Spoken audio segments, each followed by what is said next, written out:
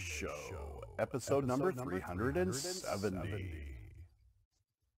Welcome to the Wellness Show, a podcast on health and wealth.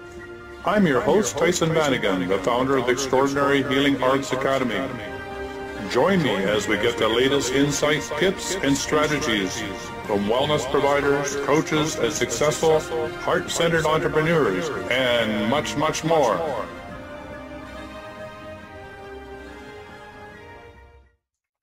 Welcome to the Wellness Show, and we're live on Facebook and YouTube simultaneously.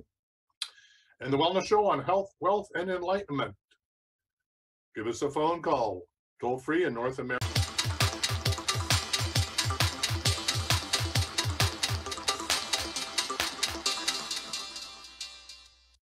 The Wellness Show, episode number 370.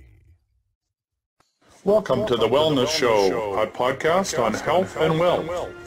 I'm your host, Tyson Vanagan, the founder of the Extraordinary Healing Arts Academy. Join me as we get the latest insights, tips, and strategies from wellness providers, coaches, and successful, heart-centered entrepreneurs, and much, much more.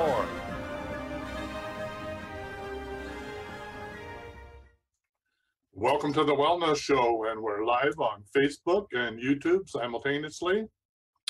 And the Wellness Show on health, wealth, and enlightenment. Give us a phone call, toll free in North America, 1-866-369-7464. Come and get your questions answered on dowsing and energy healing, what's up in your life, and what's up on planet Earth. So we're beginning the new week, and it's a holiday in the United States of America. So all you people that are joining us, thank you for taking your time out. If you're in Canada, we already had our holiday. And as Michael said, those long weekends are always raining. So I guess it's his fault that it's raining today. But it's raining here in Paradise. How's it over there, Laura? Welcome to the show. Well, it looks sunny right now, so I'm hoping it holds off because I have plans later. Oh, great. What's your plans? I'm going to spend it with some friends at a cookout. Oh, wonderful. Social distancing now. I don't think so now. All right. Well, it's time to move on then, folks. All right. So what's the topic for today, Laura? So last Friday, we started out with channeling and all-knowing, which we talked about, and we got a really good response from that. So how about we do clairaudience and clairvoyance? What clairaudience is clear hearing, and clairvoyance is seeing. Obviously the other side. Right. We're all hear and see on this plane. We're talking about the other plane. Right. Well, it's not bad to see on this plane too, right? I think that most of our thinking is a bit clouded now. I like the fact that this is year 2020, which means clear vision. And if you have any vision, even less Mr. Four Eyes here is getting cleared up. You know, you're actually going to see the truth for what it is. And sometimes what we see isn't so pretty. True. Yeah. So what do you want to say about those two topics, Laura? Well, I have clear hearing and seeing. How about you? No, I don't see anything that I'm aware of. Mm-hmm. What I see is what condenses down into this reality. So I might see a UFO. I actually feel it more than I see it, right? So for example, up in a cloud ship, I'll know that there's a UFO in that cloud, but because it's cloaked in a cloud, I can't see it. So most of what other people might see is clouded, or it's not available to my vision. That's what a cloud ship is. A cloud ship is a UFO that's cloaked itself so that it can be, available in the third dimension, but people can't see it. But you can see the vortex in the cloud. So I can sense it, right? But I can't see it. So that's how I experience seeing. I sense it. Right. So your sense is like a bat. It's like a blind person, right? I have a hyper sensitivity to what's around me. In actual fact, I actually play that game quite often. I'll turn all the lights off at night and see if I can navigate myself through the house without bumping into things. I don't know why I like that game.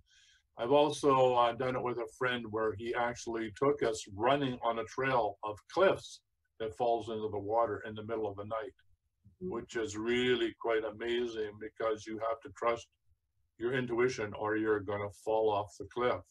Right. This is what Don Juan talks about. He gets Carlos Castaneda out there in the middle of the desert and he says, run, and it's pitch black. And you have to run. It's like, are you running on the surface of the earth? Are you running 5 feet off the surface? How do you know that you're going to miss anything, right? You have to have all your senses on hyper alert or you're going to hurt yourself. So that's how I see, right? Those men, that's like fun and games that men play, but women would be like, nothing, we're good. Well, it just makes you aware that in an emergency situation, you can do whatever you need to do and have the ability to know what's around you, whether you can see it or not see it. I know. I don't know. I'm not, that does not sound like fun to me or anything. Well, one of these days you'll catch up. That's okay. Oh! Oh my goodness. So I've been seeing since I was little, and I remember we had wood paneling in our house. Yeah. And the wood paneling would move around, and angels would, what I called angels at the time, come out and talk to me and do different forms, and I could hear them talking to me, and they would wake me up in the morning, and I still every once in a while I'll still get it, but it's always Laura, just like that every single time. And I used to think it was my mom, but it wasn't. It was the other side talking to me, or angels, or whatever. They wanted to get my attention. So I've been seeing and hearing for forever. So that's what I call the seeing of in cloud forms and wall forms, like clouds. It's very easy for the other side to manipulate clouds and send us signs in clouds. Do you get cloud visions ever? What is cloud vision? Like just signs from the clouds, like, your big Oh, yeah. Well, we used to smoke a lot of dope and move clouds around, stack them up and down and dissipate them and put them into strings or make them into triangles or so, yeah. I have a clear audio experience. I can remember now that you talked about that. I was doing breathing exercises because I'd read a book on how to do astral traveling, and it's repetitive breathing. I think I was at the stage of 8 breath, breathe in for 8, hold for 8, out for 8, hold for 8, breathe in. I think we were 8, or maybe it was 12, but it was way up there. I've been doing it for almost a year, and I was working on a construction on a pipeline, and I was the only I was the only white guy in the First Nations crew of Cree. Okay, so it was pretty strange experience, right? We were cutting down the trees and making what's called riprap so that the bulldozers don't sink in the mud as they put the pipeline in. Here's an environmentalist helping put in a pipeline. Anyway, I needed a job. And all the First Nations guys had gone back to the reserve on the weekend because they all go drinking, right? They spend all their money and go drinking. And I decided to stay in the tent by myself. So I'm lying there doing my breathing exercises, and I leave my body, right? And I experience leaving my body, and I'm going up to the tent, and I'm above the tent, and I hear, Tyson! And I went, oh, wham, right back in my body, scared the bejesus out of me. I have no idea what being or who or what called my name, but I was rocket back into my body, like, woof, and very startled, right? So that was so I have had that sort of voice come into me. Like, did I hear that with my actual ears? Yes, but was it audible to anybody else? Probably not, right? Right. Yeah. And that's what hearing is too, is like, I hear it, it's my own voice in my head, but I've discerned between what's mine and what's not. Right. I don't know how I know the difference, I just do. Yeah, okay. So now you got me opening up and thinking, okay, where else did I have that experience? I keep thinking, well, I have to hear angels singing, out, in the physicality of the third dimension. That's not what you're talking about. You're talking about an inner hearing. So yeah, I was in China, and I was at this beautiful place full of canals. It's like the Venice of China. And I'm standing there, and I'm told in my head, turn around. And there was Su Tung Po, and I was told, that was you in a past life. And I went, what? Right? Like, it was just Mhm. absolutely clear. And so that got me into studying Chinese literature and translation, Chinese philosophy at university, doing more traveling in China, and also that got me involved in the Tao. So, Tyson, you can hear. You just haven't developed it and you just don't understand it yet. Well, I didn't understand what the heck you were talking about, but now that you're talking about it in a way that I can understand, then I can remember incidents of what that, when I've experienced it, right? Right. You must just be so aware of and allowing it to like flow through you, the all knowing, that they don't need to use hearing with you.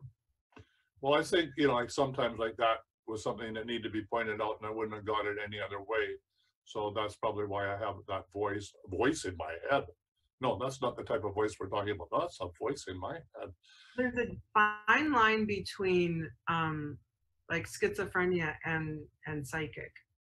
Yeah, Schizo- absolutely. And then I think it's trying to get the body to be on the right wavelength so that you can be psychic and not get yourself into what we would call schizophrenia, right? It's a fine line. That's well, why it's so beautiful to work with those people too, because they have these abilities, they just don't know how to manage them. right, right. But there's a lot, like you and I will have negative thoughts, and those will come in, and we used to allow those to run our life, right? And then we came into meditation and higher thought forms, and so then we went to the more positive. It's the same thing with schizophrenia. Those negative voices are super super clear to them, and if you can get them to integrate into oneself, then they could become super psychic. Yeah, You know, you I get think it. you're absolutely right. I think the first principle is you got to love yourself. So, the ability to love yourself unconditionally, which we're all struggling with, allows you to be on the channel of however you show up. So if you're on a low channel because you denigrate yourself, which comes maybe from your parental upbringing or whatever happened, then you're on a lower frequency, and entities, are on your channel. They're on your radio station.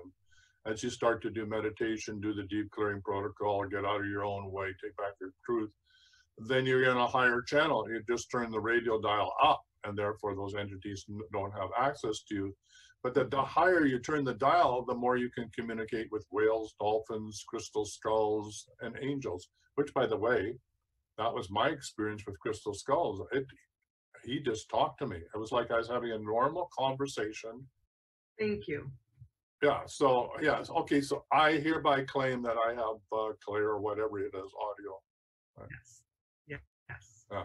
And Because when I met the crystal skull, he was handed to me, and I said, "Well, who are you?" And he said, "Oh, I'm an interdimensional uh, person." And I said, "Well, what are you doing here?" I mean, it was just like having a conversation with a normal human being, right?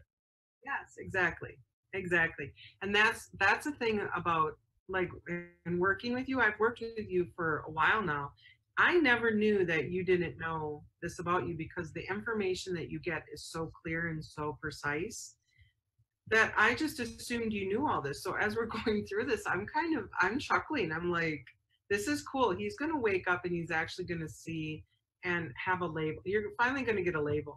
And I know I don't like labels, but I think it's important to know that your gifts, where they come from, how they work, how we interpret them. It's like I can't explain it to my clients, and I just say it's too difficult to explain, and this is your time. Not you don't need to know about how I get the information.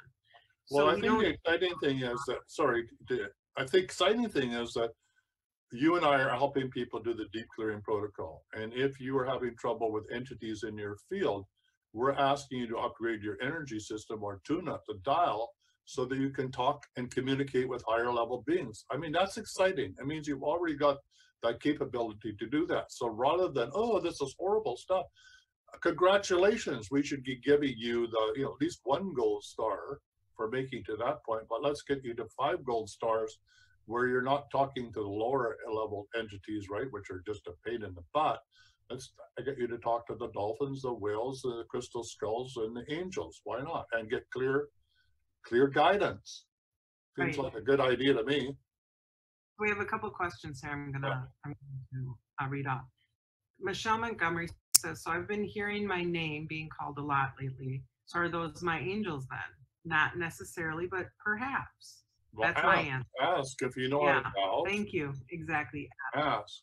Are you, or you could just say, you know, are you from 100% of the light? Because if you're not allowed to be in my world. I mean, you get to play the role that you want to play. So stand your ground. You know, if you're not 100% of the divine light, if you're not from source consciousness, you don't buy the law of one, you can't play with me. You know, get out of the sandbox. This is my sandbox and these are my toys and you don't get to play with them unless you play nice. So leave. Right. Well, she's doing the deep cleaning protocol too. So yeah, I'm not she is getting, you know, from. And don't skip a day like you did, Michelle, because you're going to get clobbered in the day that you skip, right? It's just like, all right, I got my door locked every single day, but today I left the door open. Oh, then somebody came in and robbed me. Oh, but I had all the door closed all the other days. Yeah, but it's the one day you left the door open. That's where the problem is, right? So try and do it. Even if you can't remember or can't find it or whatever, do it as best as you can. Remember in your head and your heart, right? Clear. Yeah. And the short clearing protocol, you can go on any of our old any of the shows that's in there. Yeah. And you can also you know, every month you get all of Michael's extracted, thank you, Michael, all of the clearings. So for $33, I think it's $33, maybe it's $22, I can't remember. You get all the clearings from that month. That you can, and I'm still setting this up. Excuse for those that haven't got their monthly package. It's like one more thing to figure out how to do this and get it packaged. Once I figured all this out on how to do it simply, then it'll be easy to deliver you the package. So if you haven't got what you paid for, be patient. It just means that we're trying to figure out how to do all the back end technology to get it to you. So be patient. And Michael's our producer, and he has a wonderful business himself, and the name of his business is what, Tyson? It's Wide-Eyed Video. Okay, he wants us to go to speaker view. Okay, so here you are. So whoever's talking gets to, well, that's not working there. Let's see. Speaker view. Wow, it's interesting. I'm talking and you're big and I'm small. So it's not working. All right. So anyway, it's too confusing to me, Michael. I don't know. It's not working. You're good. Oh, maybe it is. Okay. So it is. So I'll just do that. So we're going to be on speaker view. So where were we? Ask me that question again. I don't know, but Crystal Clear says, my crystal skull is a super talker too. Yeah. And keep asking him. My sweetie, Sarah Rohr, sits with her crystal skull, and she's doing it pretty consistently for the last 2 weeks as her muse or her channel, and gets the most amazing guidance through automatic writing or just opening herself up and letting it come. And she's actually taught that to others too. So choose a crystal skull or your favorite stone, or something that maybe you got from a shaman, or some sacred object that's important to you, and hold that in your dominant hand and ask it to be the connector between you and your other dimensions, other multidimensional aspects of yourself, and it'll provide the channel for you to commune at that level. The beauty of it is you'll be writing things that at this level of awareness you may not fully understand until you read it after the fact. That's the fun part of it. So that's automatic writing. Laura, you're going to ask another question? I'm not. I don't. You're have not. Well, you were looking at that phone, and I thought, wow, she's looking at the phone. Either she's looking at herself, or maybe she's looking for another question. It's just you right now All talking. right, but you should be coming on every time you talk. So talk, say something brilliant. You should see yourself. I say brilliant stuff every time. It's not flipping over. Oh, okay. Well, maybe it is. Yeah, maybe it is. Yeah. All right, so let's stop worrying about the technology. I guess let's get on with the show. We're just learning new technology to about how does this work. Is your phone on, honey? Oh, my phone is on. I'll just make sure. I am on, fully on. You are. So and how can they get a hold of us? Because now your sign is gone. No, it's already being posted. I mean, by Michael. He's amazing. He is. Yeah, that's what we do when we have somebody in the background who's doing the show for us. So all the intros and outros and all the marketing and everything and all of the topics and everything are being produced as we go along. Our job is to keep the conversation going with some sort of coherence. So what were we talking about? Anyway, Laura. So we're talking about clairaudience and what? Clairvoyance and clairaudience. Yeah. Yep. So I hereby declare that I am clairaudient. I have clairaudience, right? You do. And now what about clairvoyance? That's to see something, right? Yeah. To see you more clearly. Like if on the other side, if I call in somebody's grandma or whatever, I will get their essence in bits and pieces. So things that will stand out would be like, oh, she wears like flower dresses and white shoes of some sort that kind of are a little bit more padded. She had white curly hair and she was heavier set. Is that your grandma? Who, me? Yeah. No. Do it again. She's heavier set and what? And she would wear like dresses with little flowers on them or little prints. She didn't like the big flowery prints, but little. And would wear white shoes. They were like kind of squishy, be like lots of padding in there and curly white hair like you. This is what I'm seeing. I don't know who it is or if they're just giving me an example. That could be my mom. Oh, what's her name? Patricia Faye Davies. Patricia Faye Davies. Is this you, Truth? Yeah. Oh yeah, she just said yes. So it's interesting. Her middle name is Faye, but it could be also Faye, F-A-Y-E, because she was psychic. Okay, but she's giving you a kiss on the cheek. All right, thanks, Mom. Thanks, Mom. That's it. You can go now. Bye. I wasn't done. Oh my goodness. So that's how I see. And what else? Like my dad is here. He's always on my left shoulder. And how I see him is he's got these most brilliant blue eyes. He's got your eyes. Right. Very blue, very pronounced eyes. I don't think I got blue eyes. Don't you? They looked blue. I think they're brown, but I haven't checked lately. What I hear that some people's eyes actually change. Yeah, mine do. Yeah. So I do. So I have seen my sister, like we talked about this other day. My sister showed up in a dream, and she was actually talking to me, and I couldn't hear her, so I kept getting closer and closer to her, and was right beside her and hugging her, but I couldn't hear her. So there's some sort of disconnect or something going on there but maybe it was like trying to still hear with these ears, right, rather than the inner ears, because when I'm working with a crystal skull, I'm not trying to hear things on the physicality with my ears on the third dimension. It's an inner hearing. So maybe that was what was going on with my sister. But wherever my mom is, I'm sure there's my sister. So that's probably why my mom showed up, is that my sister and I were very, very close. So I've been curious about what she's doing on the other side, right? Your mom or your sister? Well, both. I know they're hanging out. They were like two peas in a pod. It's like my sister was a carbon copy of a younger version of my mom. She didn't want to be, but she was. So there you go. Hold on.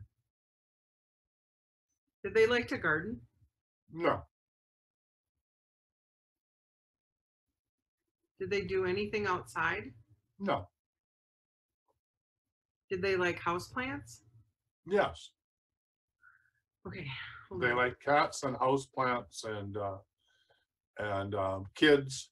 No, it has to do with plants. I just assumed that it was outside. Well, they love plants. There's Huh. plants everywhere.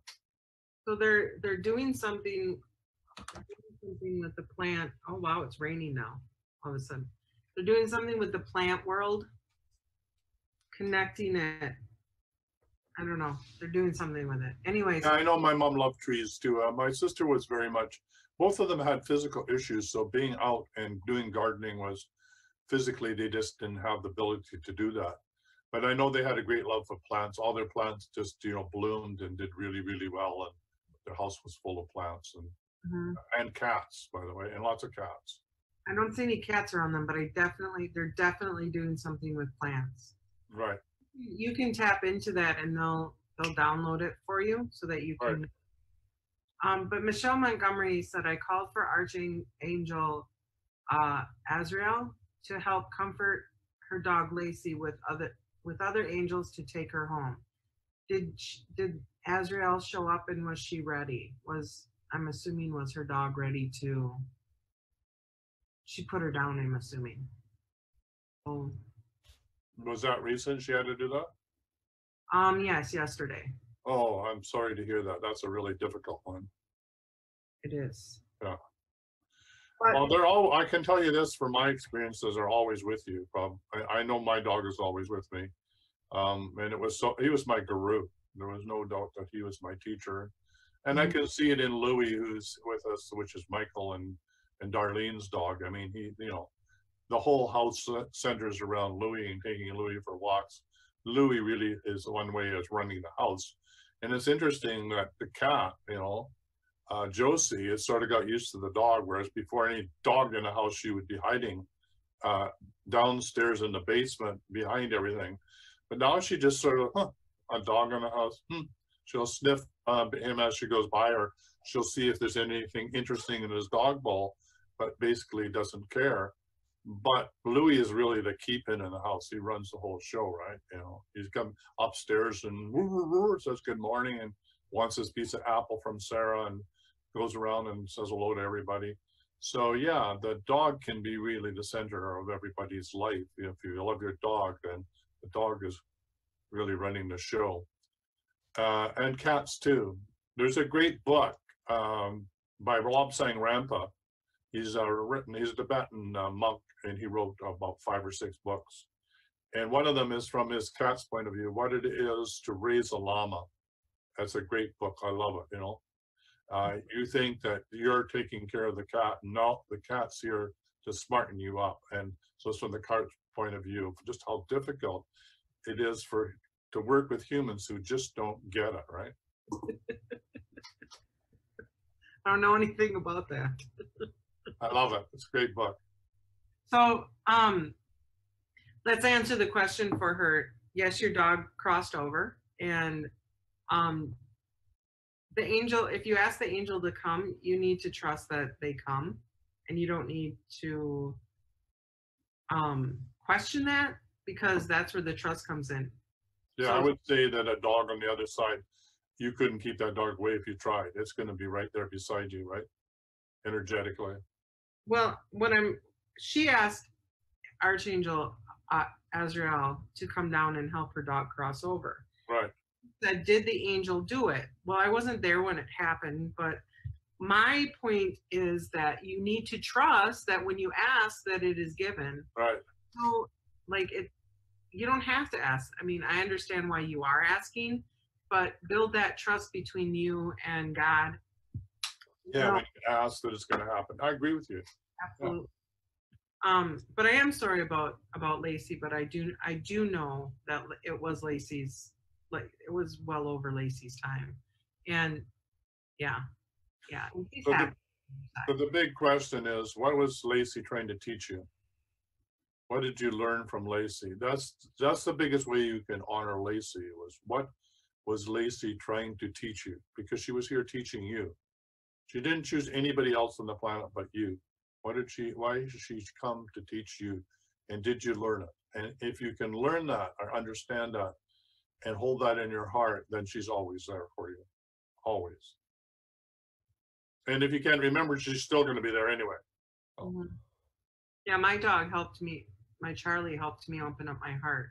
He was the only one that I trusted enough to send my, I would send all my love to him and play with it, like the different amounts of love, and then he would give it back to me. But he was the first one that I actually opened up my heart to fully, and he definitely helped me open it up, and then showed me that it was okay to love like as deeply as I did. Whoo, even talking about him right now. Yeah, I was hoping that Michelle would come to that on her own, but that's exactly what the dog was doing for me. My dog did for me. Ching did for me, and what her dog did for her. Mm-hmm. They're here to help us open our heart and love ourselves and everything else on the planet unconditionally. Yeah. Well, as you love your dog, you should be able to love every other human being, including those that are crazy, or we think are crazy. We won't name any names. I like your explanation of people. So Eduardo asked, please continue with Claire, how to develop how you first experienced them. Thanks. So for me, I was really young, and developing them and experiencing them, at least for me, was like breathing. So it took me a long time to actually realize that not everyone has these gifts, which was eye-opening for me. So for me, I'm gonna give this one to Tyson, because for me, it just was natural. Tyson? Yeah, for me, it was natural too. I got myself in a lot of trouble because I thought everybody else, well, not only knew what I knew, but was on the same wavelength. So I was the kid that would go to to go to high school or go to junior school and talk about UFOs and wonder why I got the crap kicked out of me, because it was obvious to me that everybody should know about them. I was waiting for them to give me a sign. I was so jealous that the author of Flying Saucers Has Landed, he'd say that he'd get this ringing in his head, and he'd go to the Nevada desert, to the White Sands area, and they would pick him up. And I was saying, I was asking people, hey, have you heard anything in your head? Because I want to know, if somebody's calling me I want to go get picked up by the UFOs. Well, that was not a topic to be talked about. I'm going to agree with you on that one. But I was upset. Like, how come I don't have the ringing, and how come they're not telling me when they're going to come and pick me up and take me for an experience to Saturn or to Mars? Did they ever pick you up? No, I'm still waiting, damn it. You got to stop wanting it, I think. I think that's the key. Yeah. Well, I want it. So there. Have you seen them? Oh, yeah, absolutely. Yeah. There was an amazing experience we had here in the shoe shop. We had a pyramid was set up in the living room. Somebody brought it, and there was a group of about 4, maybe it was 12 around one. I think it's probably 12. And then we were talking about the pyramid that people had brought into this gathering, and what experiences they were having. And we're having this discussion, and somebody looks out the window and said, there's a cloud ship on the horizon. Right. You could see the vortex of the UFO inside of the cloud. It was amazing.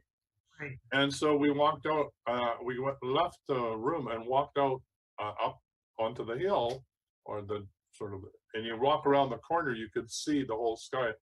There was 12 cloud ships on the horizon. Like the whole armada was there. It was the most amazing thing, right? And it was sunset, so all of the colors of the sunset were on the clouds, and you knew that they had shown up. It was like, whoa, it was like everybody arrived to say hello. Like, I'd shivered up my spine. And there was even pictures in the newspaper, in the local newspaper. Of course, they said that they're venticular, whatever clouds they are, right? That's their explanation. There could possibly be cloud ships or. So yeah, that was my most extensive experience. Also, I know that they were available. They were available for us, or they came to visit us when we were in Haleakala Crater at night. You know, you go out and you look up, and you see the rim of the volcano, and you see the stars are crystal clear because it's like an amphitheater, right? Because you're in the center of this bowl down here. We were able to be in Haleakala Crater for 5 days, and they have different places that you can sleep. They have to win the lottery, and that's where I got married to my wife. My first wife was in the center of this volcano. Anyway, at night you could look up and you see the stars, and you see this rim, and it's just glowing, and you knew that they were there. It was not, in that case, it was not necessarily seeing. It was just knowing that they were there, right? Knowing that they were present. So it was more like an all-knowing sense rather than an all-seeing sense, right? But when those 13 cloud ships, that was an all-seeing. That was seeing in the physical sense, right? Mm-hmm. Yeah, cool stuff. Absolutely, I've seen, and that being able to see UFOs, or what we call UFOs, has to do with the vibration of your being, and so when you open up to it, then you'll be able to see it. And that's why at some point we'll all be able to see them once our vibration gets up, and then there won't be any fear. You know, that at least that's my understanding of it. I'm trying to remember his name. We were talking about him yesterday. There's a whole protocol to be able to talk to UFOs and to call them in. And there's people here that are trained in the values. So there's a whole methodology as a group to go and have them show up. And it's pretty neat because when they do show up, you can say, turn your lights on, and they will literally flash you, and you will know that they're there. And there's at Mount Hood, which is in Washington State, there's a ranch there owned by James Gillian, and you can Google his name, and the ranch, and they have UFO sightings all the time. Like there's an interdimensional portal into Mount Hood. That the UFOs come and go, and they have extraordinary footage and experiences. They literally get out their rocking chairs and their armchairs, and everybody goes out in the field and they call them in, and they have the most amazing experiences.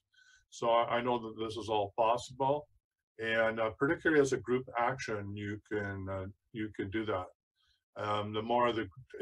The tighter the group is, the more likely that they're going to show up.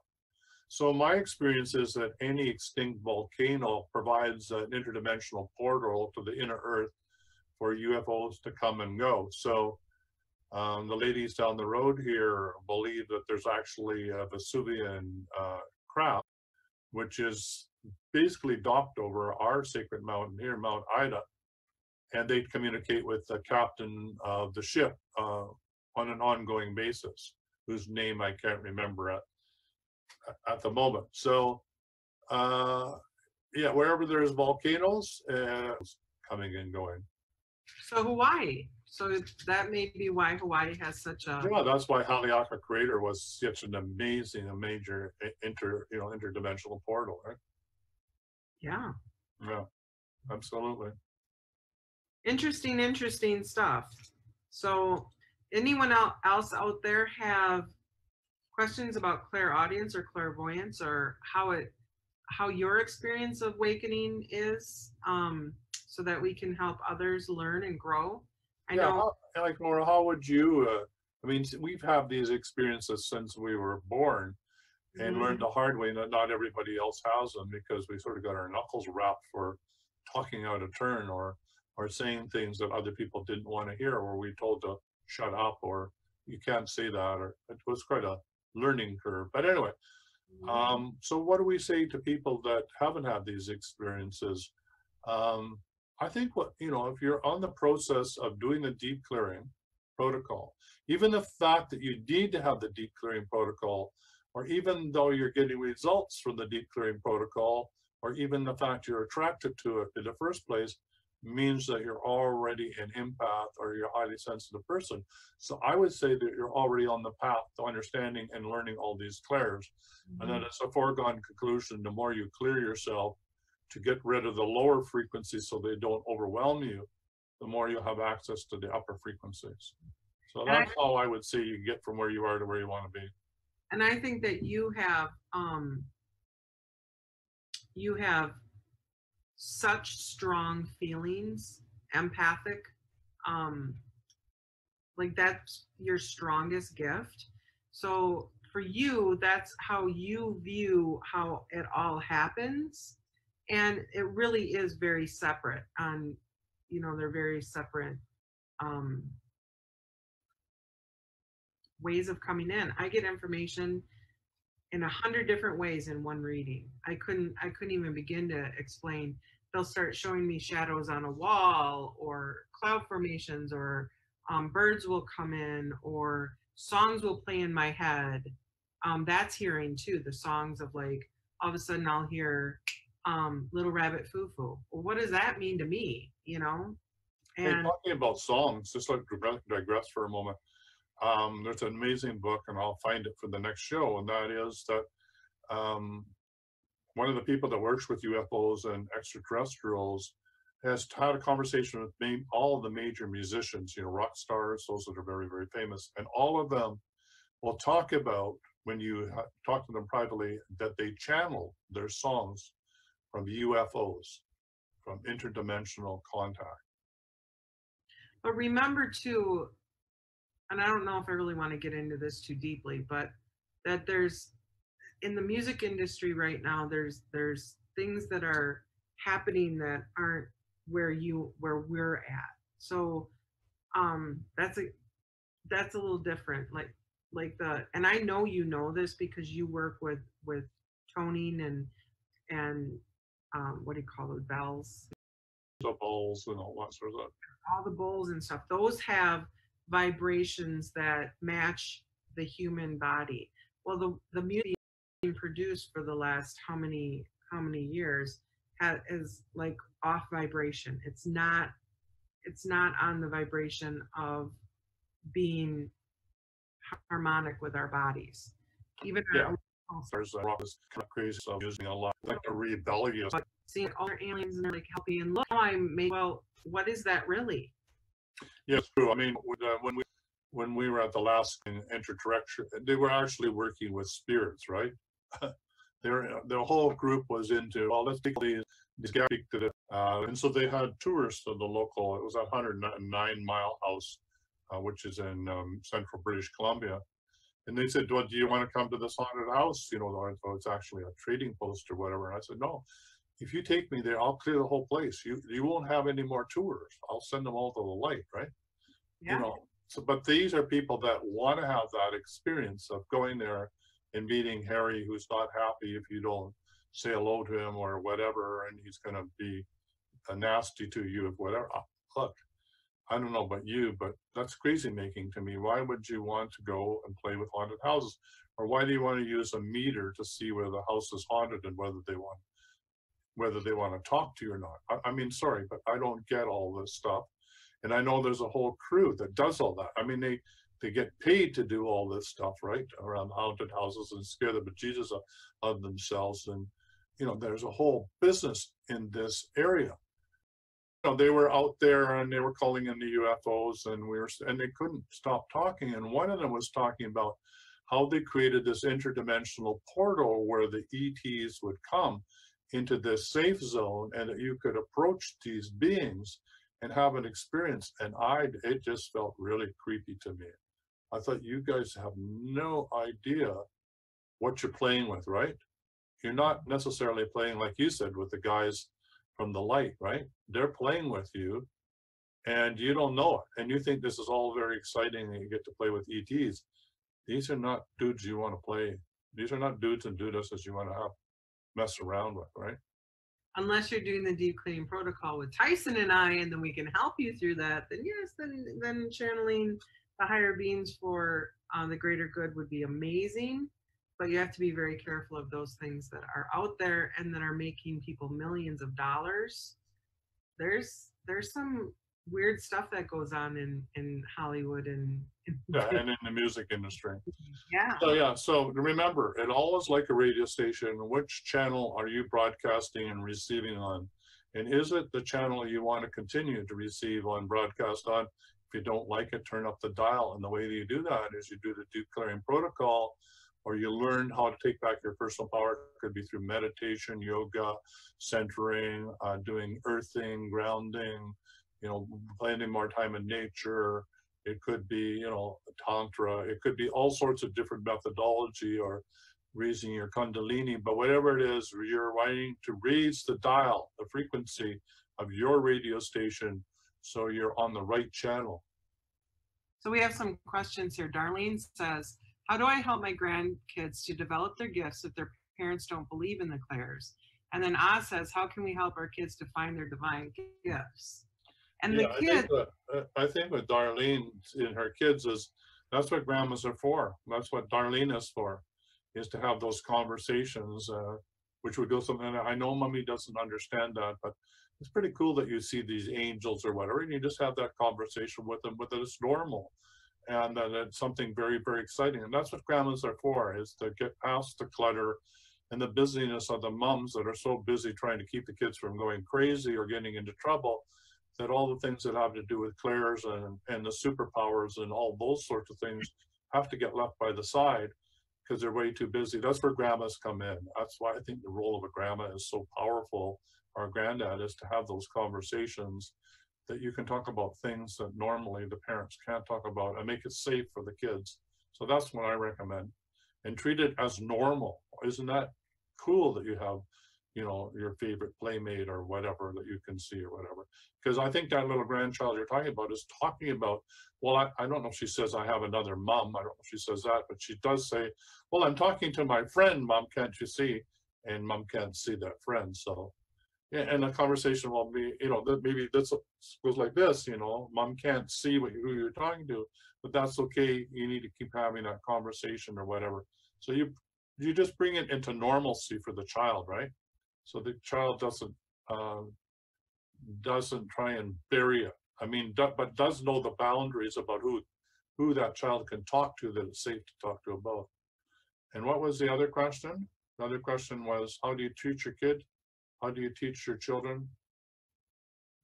how can we help kids to find their divine gifts, which is basically the same question.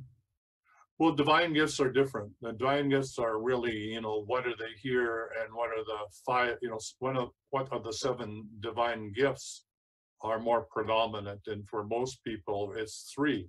Some people have 4. And it's those streams of energy from the divine that give us our personality about what we're here to do. And when we're in that divine flow of those divine gifts, everything flows with ease and grace.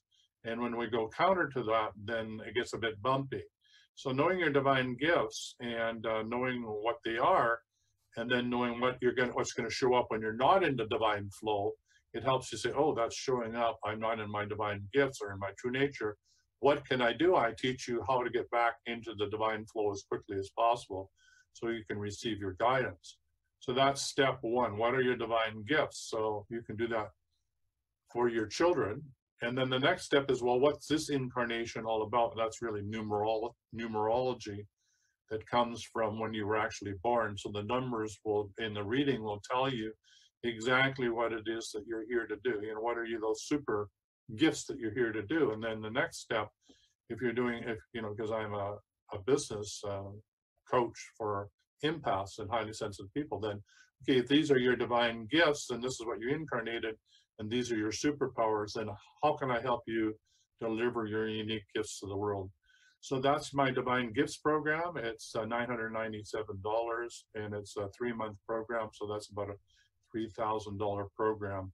Very, very powerful to know what your divine gifts are and how to deliver them. So there you are.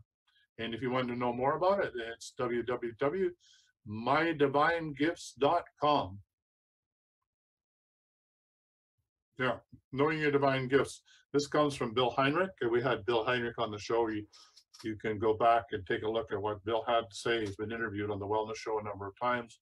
And yeah, so I'm a licensed coach with my divine gifts, or your soul's purpose. So yeah, it's important. It really helps you, because then you can focus and vibrate according to who you be and why you're here. And the cool thing about it, there's even actual words that when you speak them on a stage or use them in your marketing, they resonate 100% with who you are. So it means that those people reading about you will resonate with it and understand where you're coming from. So it helps build that heart connection. Okay, so Debbie says, I have 4 grandkids that live with me, all under 10. They say that Nana has magic. I raise my kids and my grandkids, teaching them metaphysics starting at 3, and they're actually pretty good at sending energy. Awesome. Yeah, that's really cool. That's really cool. Yeah, I would love it to be able to teach again. I taught in a private boys' school, grade 7. It was supposed to be science. And yeah, theta. And if you head over to the the Rainbow Children's Network, some of that information is there, and it's a closed Facebook group. Oh, okay. Yeah. So you accepted first. Yeah, and I think there's one open and one closed. So yeah, and we have a good friend who teaches it, so maybe we can get her back. We tried to do a camp, nearly got off the ground. So my vision is that we will do a children's camp at some time. Oh, good. Yeah. Good. I envision that it'll be in some place where people can bring their tents or the Winnebagos or campers or whatever, and bring their kids, and we'll teach them how to do this over a week, and there will be lots of water sports and swimming and campfires and just a lot of fun. What will you teach them? We will teach them the Theta Rainbow Children's course. Oh, okay. And what does that include? That includes how to work with all your clairs, how to develop your clairs. Oh, that's interesting. Yeah. Huh. I wish we had that information in front of us. That might be helpful. Yeah, go over to www.therainbowchildrensnetwork.com.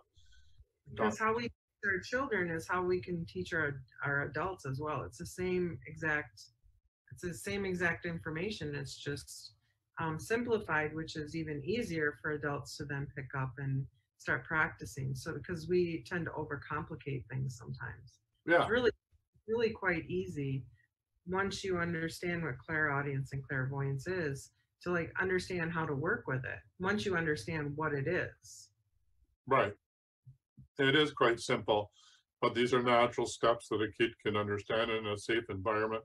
And if we can get their children to, if they get the parents or the grandparents to play, then it's safe for the kids to be able to learn these things in a safe environment. Because for Laura and I, it was not a safe environment for us to have this knowing and not be able to talk about it. I just had it. Yeah. I always had it. And so my dad would tell me not to use it, basically, because he was trying to avoid me from being hurt. Right, trying to normalize you. Yeah. Well, it's what happened to him too, right? Yeah. So how gifted was he? He used it mostly with in a more of a like religious God sense. Yeah. So he was a very gifted man with God, and so people would come to him kind of like you would go to a minister for counseling. Yeah. And he counseled people, and just his voice and the things he would say to you, it was like how you are and how I am, where you just have all knowing and it would just flow through. But he would never name it and say, I have these gifts, blah blah blah. But it's so clear. It's so clear that he did. A healer. He was a football coach and a gym teacher. And I remember him just knowing how to heal, how to wrap something, how to could see it in the way that the kid was walking, that the hamstring was ripped or torn, or yeah. Mm-hmm. It was good. Yeah, in my family there was books like the Masters and Teachings of the Far East, but nobody talked about it, right? It was never a discussion there. My mom would, when they divorced and I got to be with my mom in the sense of taking care of her until she died. We got much closer, so she would talk a bit about that. And my mom became a Rosicrucian, and my sister did too, and I was still involved in the Rosicrucians. So they were on a similar spiritual path of opening up.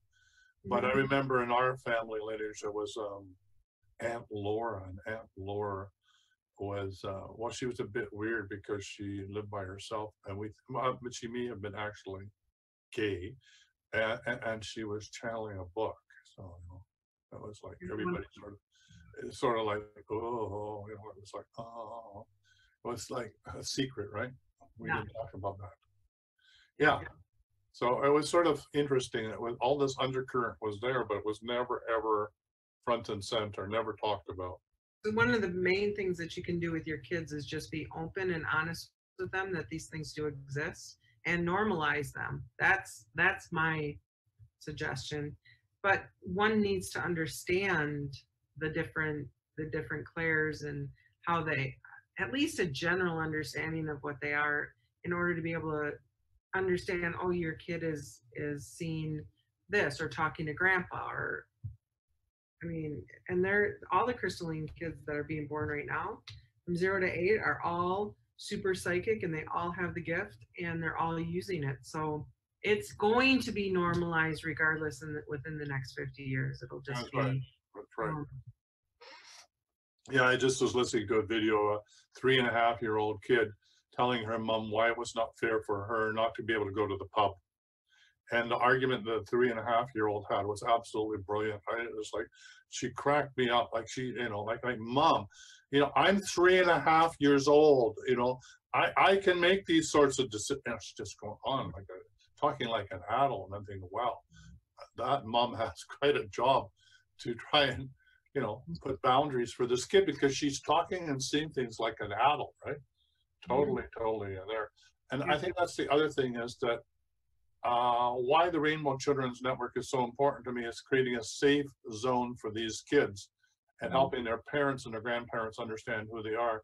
Because when you and I came through, it was not a safe place on planet Earth. There was no welcoming committee. I want these kids to feel safe and secure. I also want them to know that not everybody understands them, and there's a place where they can be safe and share and provide that safe environment. But when they're in public as a whole, there's certain boundaries that they need to be aware of, where they will get themselves into trouble if they speak about this. And do I dream of a world where that's not even going to be an issue? Absolutely. So in the meantime, I like to have a welcoming committee. The problem is I'm so busy in the work that I'm doing, I'm looking for a coordinator to help run the Rainbow Children's Network. To me, it's really, really, really important work. So if that's you, please put up your hand and step forward, and we'll put you to work. All right. I think we're at the top of the hour. We are. We're just going to close this down, and then you can do what you need to do. So thanks everybody for showing up. We'll see you same time, same place tomorrow, 8 a.m. to 9 a.m. Pacific time, for the Wellness Show on Health, Wealth, and Enlightenment. Also get your questions ready, and don't forget, you too can phone in toll free at 1-866-369-7464. Join us tomorrow, and bye for now. For quality online wellness products, courses, and services, visit our sponsors, thewellnessstore.ca and the Extraordinary Healing Arts Academy, located at thewellnessacademy.ca. To stay in touch, visit us at thewellnessshow.ca. And until next time, be healthy, wealthy, and wise.